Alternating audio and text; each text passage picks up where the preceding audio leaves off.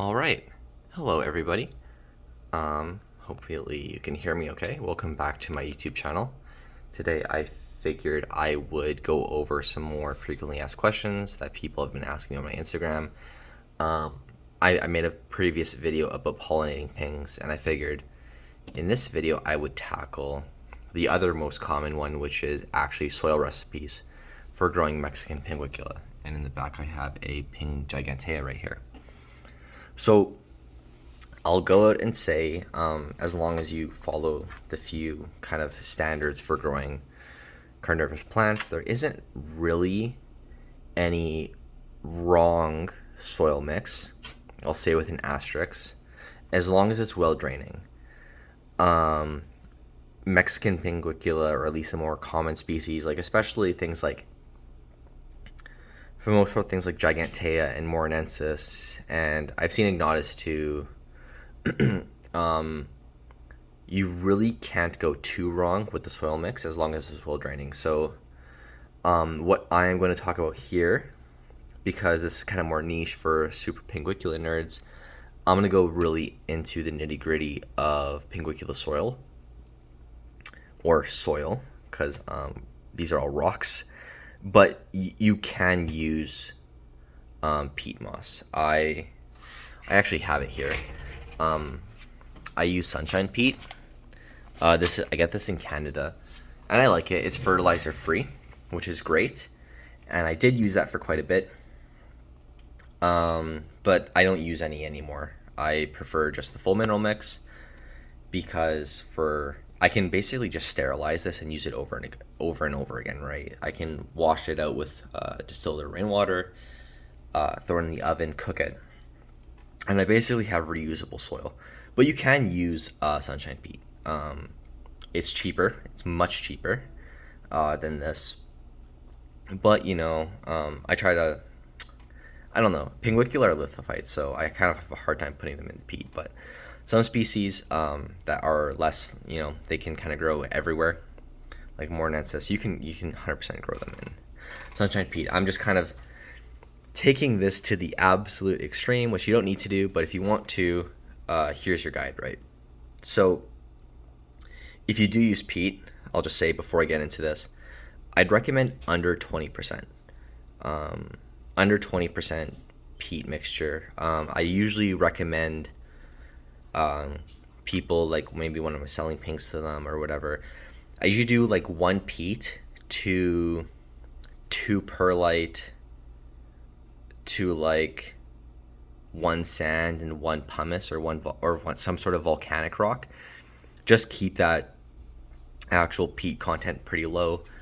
It gets soggy, it doesn't drain too well, and it kind of leads to moss, which is somewhat pretty to some people, but it can be kind of a pain at other times.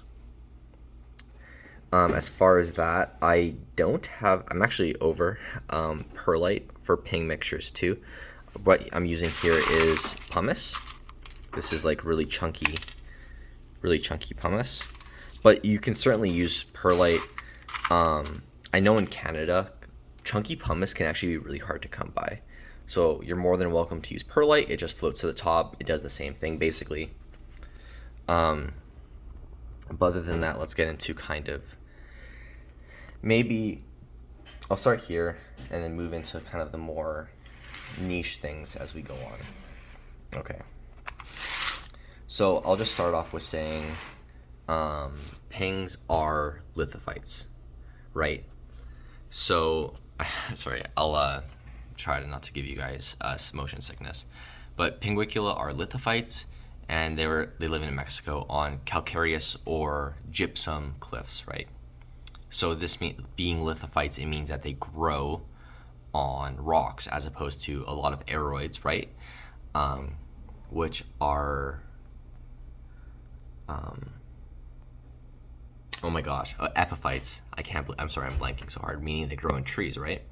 So these guys grow directly on limestone or calcium cliffs. So I'm going to try to supplement that the best way I can by providing this minerally mixture. So the first component I have here is silica sand. And I had a hard time finding this at first, but in Canada, you can just go to Canadian Tire, and this is pool filter sand. Um, it's very fine grit. If you can find chunkier sand, I would go for this. This is what I have. I have heard some people say that sometimes silica sand can lead to Browning heart disease or the higher increased chance of it. Keep in mind, I only have about 3 years of growing experience, so far I have not noticed that. But maybe over the course of more years, maybe that will be more prevalent. But if that's something that worries you, maybe wash your sand or something like that. But you want to maintain this kind of thinking of wanting a nice and gritty mineral-based mixture for pinks. The second up I kind of talked about earlier, you want some sort of chunky aeration. I really like pumice. You can use a mixture of pumice or perlite or lava rock, brown or red, doesn't matter. You can also use akadama. You can use other, types of rocks. I see people saying don't stay away from like things like terracotta or leca or whatever. I think it would be fine. People say, oh, it leaches minerals. That's true. It can definitely build up minerals over the time as you water. As long as you flush the pots, it should be fine. But sometimes perlite is just easier, so maybe stick to that. But I noticed if you do get the lava rock, wash it. The TDS on that is really, really high. It was in the thousands when I measured it last. When I got it, I think it was from like a Hawaiian sort of thing. So maybe wash your lava rock if you get it, but you kind of have a grit. You have a large chunky aeration. And now there's kind of some more niche things too that you can get into, right? So this is something that I've been trying lately. This is fluval stratum, which is actually a pond or aquascaping substrate for aquatic plants. And it is super, super high in minerals, which are they thinking, oh, carnivorous plants, they don't like minerals. It hurts their roots. But these guys love minerals. They just love the right type of minerals. And this is it. I have added in the past gypsum to Pinguicula gypsicola. I've added dolomite lime. This stuff's great. And I've seen other people also have great success with fluval stratum. So I'd highly recommend this. It is not cheap though. It's about $50 a bag Canadian. The bag's about, 3.5 liters. I'm not looking at the bag directly, but it's not a ton. So you can skip this if you want. But I think this is worthwhile, and it looks kind of cool too in the substrate. But you can definitely skip this, and you can also use dolomite lime. You can also get that from aquarium stores. You can add little bits of gypsum to only maybe like pure gypsy cola. You can add just like a teaspoon of it in a pot or something like that. And you could also use in the case of dolomite lime, if you're having a hard time finding it, hermit crab sand. Hermit crab sand is dolomite lime. It's calcium carbonate sand. So you can definitely use that too. And then the final one that I'll talk about, this one was actually pointed out to me by one of my friends that in one of the carnivorous plant groups here in Manitoba, and he's part of a succulent and bonsai society where this is what they're switching to now for a lot of bonsais instead of turfas. And this is chunky diatomaceous earth.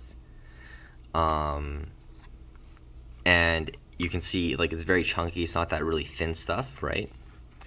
And this is sold at Canadian Tire as Qualisorb. I think you can buy it in the States as floor clean. What's it called? Floor dry. It's used in auto mechanic shops to clean up oil spills, but it's just chunky diatomaceous earth, or diatomaceous and diatoms, those cute little protists. And what this essentially does is it acts as a wicking material, similar to turfus, but also gives you a lot of drainage. And the reason why I prefer this, well, one, it looks pretty when it's wet, and I'll show you that in a second. But I've heard a lot of, well, what I've been told is that a lot of people in bonsai, correct me if I'm wrong in the comments, but turfus seems to be really hard on root development, and it kind of leads to weird morphology and root growth. And I've actually noticed that in a few ping tours that I've seen too. A lot of the pings that seem to grow in turfus kind of have weird lateral spindly root growth, and they don't look the greatest. But you can still use it. I know a lot of people use turfus. It's fine. Like, again, there's no totally wrong things, but this is just from what I have been told by just some people in the bonsai community, that they're just kind of moving away from turfus and moving towards something like this, that this is a bit less harmful to the roots. So I think I already talked about my ratios. So like if you're doing more of a standard mix, it's usually like a one sphagnum moss to like something like a 2 perlite to 2 sand or something like that. Somewhere around 20% or less sphagnum peat. And like if you're ever familiar with cacti or succulents, what you want your soil mix to do is to pass something called the clumping test, right? Which is when you wet it and you grab it in your hand, and it should fall apart in your hand as you let it go. So the same methodology kind of applies to my ping mix. But the mix I do is I do 2 of quality sorb to 1 fluval to 1 pumice to 1 sand. And then what I usually do is I usually have leftover mix, so I also throw in just 1 of my leftover mix, but this is fine as it is. And you can see this is kind of what it looks like. But what I will do now is I'll grab a mask, because it causes a lot of dust in the air. But I'll grab a mask and I'll pour it and I'll mix it together, and I'll show you what that looks like in a second. All right, so I am back. I just took this Tupperware and I put the lid over it and I put some water in here. You'll notice that they're steaming. This is just because I'm actually using boiling water, because I'm going to transplant a bunch of seedlings that I've done in vitro, and I want the soil to be kind of sterile-ish. So you don't need to do this. This is just for the purposes of little seedlings, but I'm going to now add the stuff. So this is going to be the quality sorb. I'm adding 2 of these, right? I'm going to add some more water. And you can see this is it's actually kind of looks like aquarium gravel. And then I'm going to add the fluval.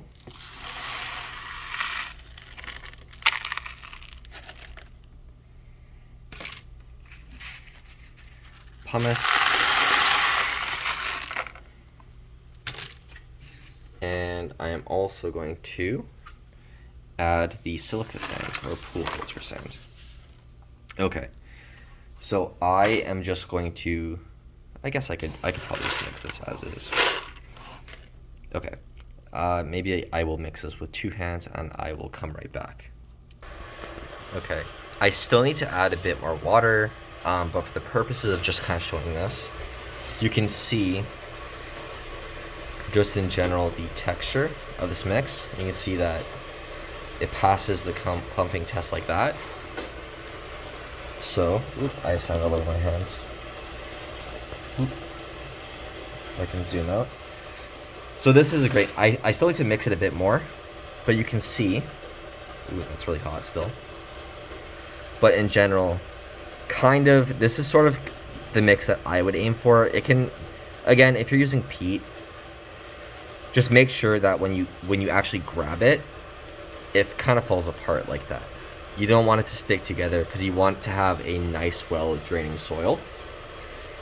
But as far as that goes, I have a ton of soil. This is like an absolute, this is a lot. This is a lot of soil, and I will probably be able to fill 1 or 2 shelves of ping babies with this. But yeah, you can make small batches, you can make big batches, whatever. The only thing else that I would say is that when you're using this kind of soil, it's kind of expensive, right? So you actually, because pings don't have any roots, or don't have a lot of roots, you don't need a lot of it. If you're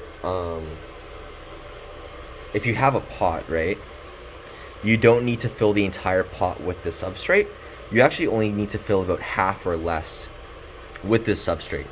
So if you're familiar with other carnivorous plants, you can actually fill the top or the bottom half with, I would say, maybe like a regular 50-50 peat perlite mix, and then the top half of the top 2 inches or so of the pot, you can use this mix, and that will be more than enough to keep your pings happy. All right, I hope this video was helpful, and hope that, you know, have fun making your own little ping mixes. Again, there's no wrong answers, just make sure that it's well draining. But yeah, have a great day. See you later.